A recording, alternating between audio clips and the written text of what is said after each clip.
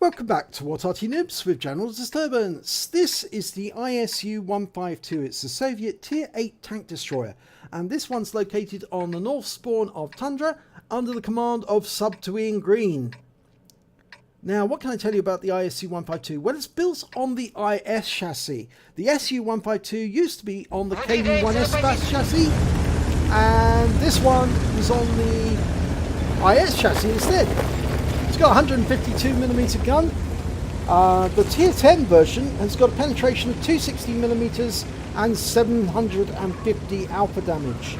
But it has got quite a long reload time, and it does have problems with accuracy. But it can be quite devastating if it does get the shot on target. Okay, the enemy has been spotted. KV-4's off to the south.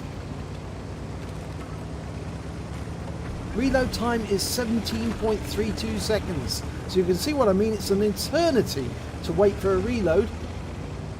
But it is the same caliber shell that you would normally find on a KV-2. So obviously that's got a long reload as well. And there's a lurver.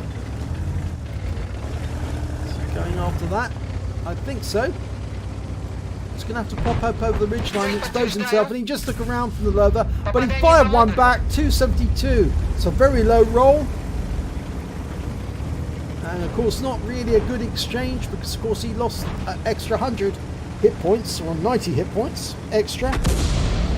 He's pulled back to reload and he's ready. Ideally, you want to use this tank destroyer to ambush enemies so they can't see you're coming, and all of a sudden they get hit by a very high caliber shell, and it does them a huge amount of damage. And I suspect that Ian Green is going to go up further away from the enemy so they can't see him before he fires it again, because that lurver could definitely see him the moment he bridged that ridge line. He was a sitting duck target. Yeah, he's much better off here at the back. You see, the Tiger 2 is also another tank that you play as an ambush tank. It really hasn't got the armour for brawling, so you really want to play this tank, this heavy tank, from a long range and shoot like a sniper. And I think that's what Ian Green's going to do as well. He's going to try and snipe at the enemy from places where they can't fire back at him. And there's a Type 4 heavy just around the corner of the pass, and now he's got a much better position to fire at that lurver, because he isn't going to have to come up over a ridgeline to shoot. In fact, actually no, he's going south into a position near the enemy pass on the west. Так точно, отставить цель.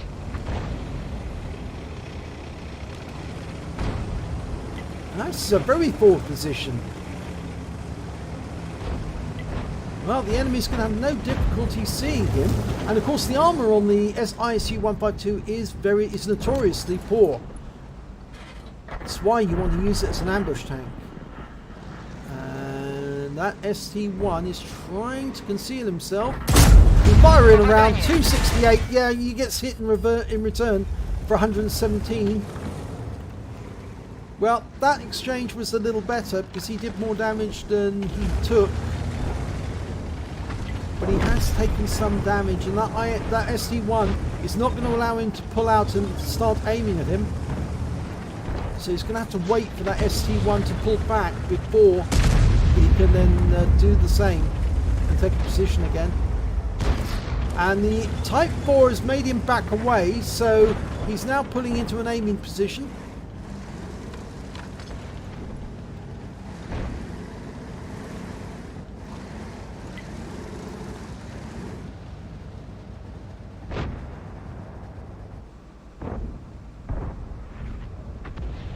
Well, his team's not doing very well at the moment. He's down 2 tanks.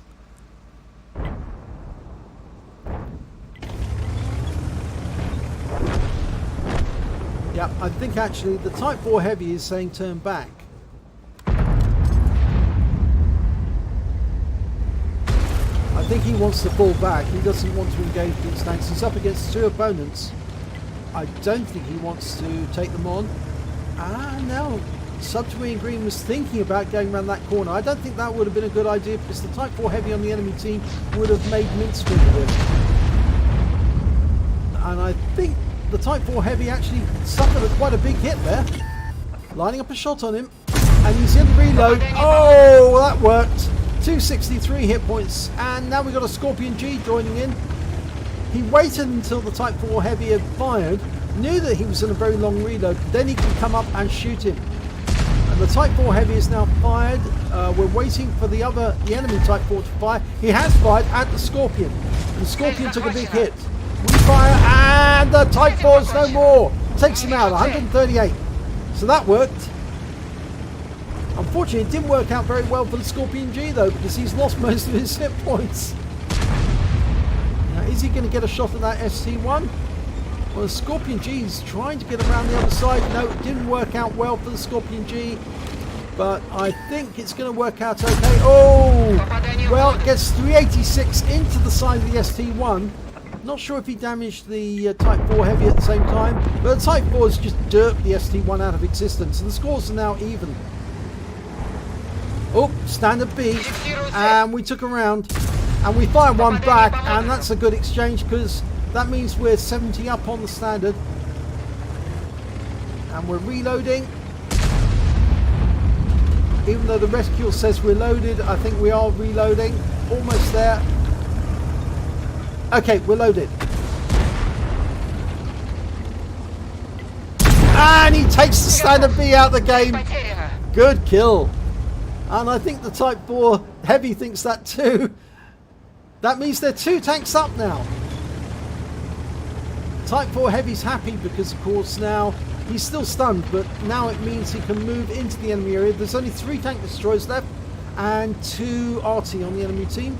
We've got 2 heavies, a medium, 2 tank destroyers and 2 Arty. Got a definite advantage of 3 tanks now. And we know that the Borsig is over on the other side of the map. Now there might be an Arty just around the corner. Nope, doesn't appear to be. Oh, there is one. An FB-207. That's the British Tier 8 tank destroyer. A tank destroyer? Arty, what am I thinking of? It's an SPG. And there's the GW Tiger. That's the Tier 9 German SPG. And we've got a Striv over there as well. That's the tank destroyer. I got tank destroyers on the brain, that's why. Okay, now if you only have to drive around the corner and aim at the GW and you should be able to take him out of the game. It's only 241 hit points on very weak armour. And high explosive shell will finish him off very, very quickly indeed. Yep, it does. He's out of the game. That is his 3rd kill.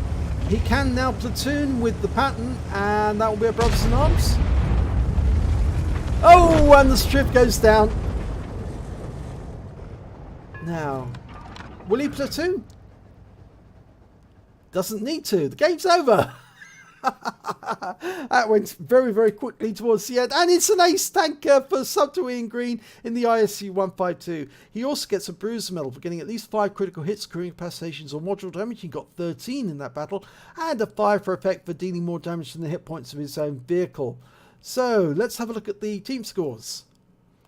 Well, he didn't get the highest damage. That went to the M46 Patton. He managed to get 3,660 hit points of damage. Then came Type 4 Heavy with 3,499. Then came Subterranean Green in the ISU-152 with 2,660. And the highest score on the enemy team was the Lerva with 2,941.